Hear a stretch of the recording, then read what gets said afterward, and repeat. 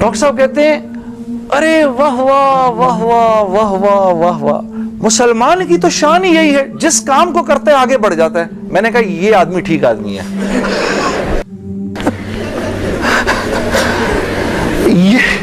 ये बिल्कुल ठीक आदमी है, इससे करो दोस्ती। तो बाद में मैंने डॉक्टर साहब से कहा, डॉक्टर साहब ये जवाब आप कहां से लाए इतना खूबसूरत सा? तो मुझे कहने लगे, यार मैं ना तुझे जानता ना मुझे ये पता दिल पाकिस्तान क्या। तो जब इसने बोला ना कि इसने दिल पाकिस्तान गाया, तो मैंने कहा वाह वाह वाह वाह, और मैं दिल में दुआ करूं, या अल्लाह जल्दी से सही जवाब मेरे जहन में डाल, जल्दी से सही बात डाल मेरे जहन में। तो मैंने फट कह दिया।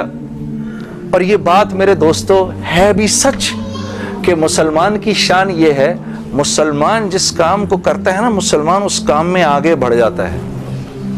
सारी दुनिया में जिन कामों को आप बुरा काम समझते हैं ना कि ये बुरे काम हैं, उन बुरे कामों को भी अगर कभी किसी मुसलमान ने किया ना, तो यकीन करो गैरों से भी ज्यादा किया। हाँ यकीन करो, मुसलमान एक अजीब उम्मत है, हमसे बेहतर कोई नहीं। कुंतुम खैरा उम्मा, बस ये हर लाइन से बेहतरीन उम्मत है। जिसको अल्लाह ही कह दे तुम बेहतरीन हो, तो फिर हमें दूसरों से पूछने की क्या जरूरत है कि हम अच्छे हैं कि बुरे हैं? हाँ। अब मैं पूरा दिन डॉक्टर बुलंद इकबाल साहब के साथ फिरता रहा, और जब दिन का आखिर आया तो जुनैद गनी ने मुझे कहा कि चल मैं तुझे अब घर छोड़ दूं। मैंने कहा घर तो मुझे छोड़ दो, लेकिन ये बिस्तरे क्या हैं, ये जो बिस्तरे लगे हुए हैं? कहा ये रात को लोग यहां सोएंगे। मैंने कहा और ये जो बुजुर्ग हजरात हैं, ये भी इधर ही सोएंगे।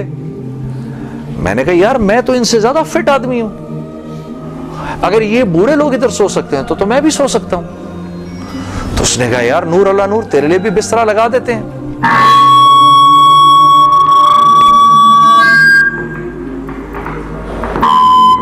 जी अब ठीक है। तो मुझे कहने लगा तेरे लिए भी बिस्तरा लगा देते हैं। मैं भी सो गया उधर ही उस रात को। वो शायद जिंदगी की पहली दफा जिंदगी में रात को तहज्जुद की नमाज पढ़ी, उठा दिया उसने बीच में। तो एक दिन गुजरा, दूसरा दिन गुजरा, तीसरे दिन मौलवी तारिक जमील साहब का बयान था। अब मुझे तो नहीं पता ये कौन है। हाँ, जब मौलवी साहब ने बयान किया तो मैंने जुनैद गनी से कहा यार बड़े अच्छे अच्छे बयान थे ये सारे तेरे बुजुर्ग, ये कौन आदमी है? कहने लगा यार ये हैं हमारे एक मौलाना। मैंने कहा यार मैंने इनसे मिलना है। कहते यार इनसे नहीं मिल सकता कोई। मैंने कहा भाई मैं इस मुल्क के सदर से भी मिल सकता हूं और इस मुल्क के प्राइम मिनिस्टर से भी मिल सकता हूं, ये मौलवी से मिलना क्या मुश्किल है?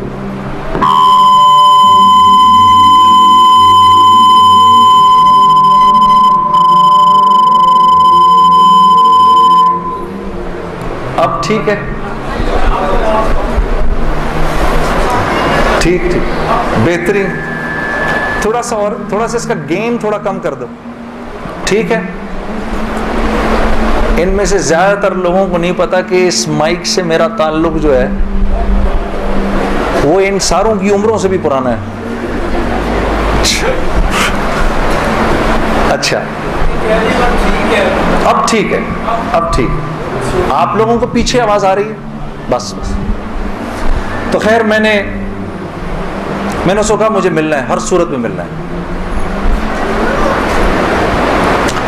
कहने लगा कि यार किस तरह करेंगे, चल मैं तुझे लेके चलता हूं। खैर जी हम पूरे मुजमे में से निकले दोनों, करते करते करते वो पीछे हजरात के टेंट्स लगे हुए थे। कुरंगी में हुआ था ये कराची का इज्तिमा। मैं और ये बात कर रहा हूँ 1997, सितंबर 1997, 3rd सितंबर, मुझे अभी तक याद है, मेरी सालगिरह थी।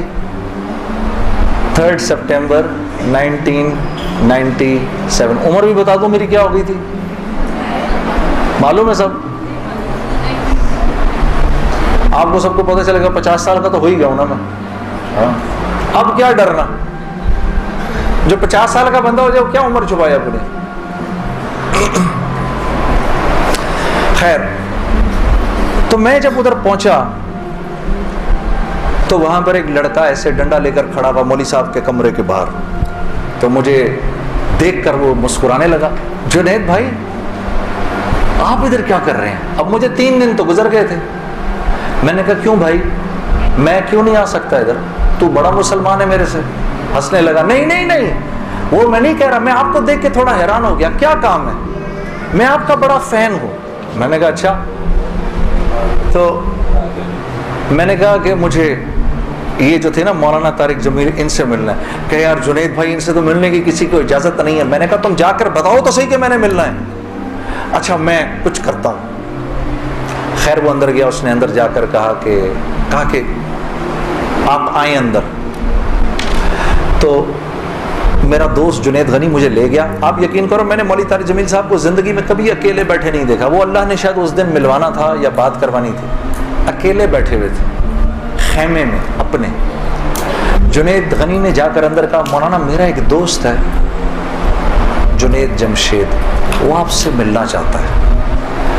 मौलाना ने कहा कौन, जुनैद जमशेद। मैं बाहर खड़ा हैरान हो गया, इनको कैसे पता मैं कौन हूं। अंदर भेजो उसको, अंदर भेजो। मुझे बुलाया अंदर और जुनैद गनी को कहा तुम बाहर जाओ, तुम बाहर इंतजार करो। वो बाहर चला गया।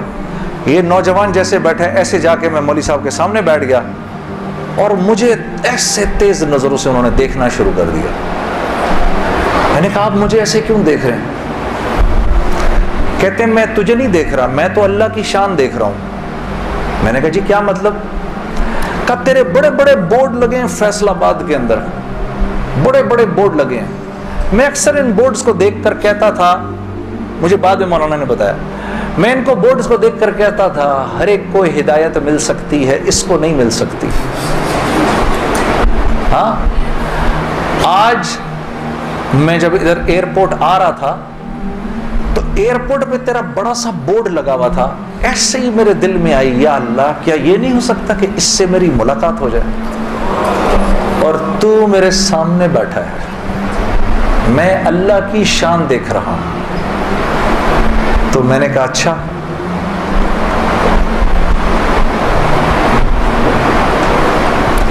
कहने लगे दिल दिल पाकिस्तान तूने गाया है। मैंने कहा जी। मैंने कहा आपने सुना है। कहा नहीं सुना तो नहीं, बसों के पीछे लिखा देखा है। मैंने कहा चलो ये किसी यूं पहुंचा ना पहुंचा, आए तो सही बरसरे इल्जाम ही आए। हाँ, होठों पे कभी उनके मेरा नाम ही आए, आए तो सही बरसरे इल्जाम ही आए। मैंने कहा चलो यूं नहीं तो यूं से, तारुफ यूं नहीं हुआ तो यूं हो गया, बसों के पीछे तो लिखा देख लिया।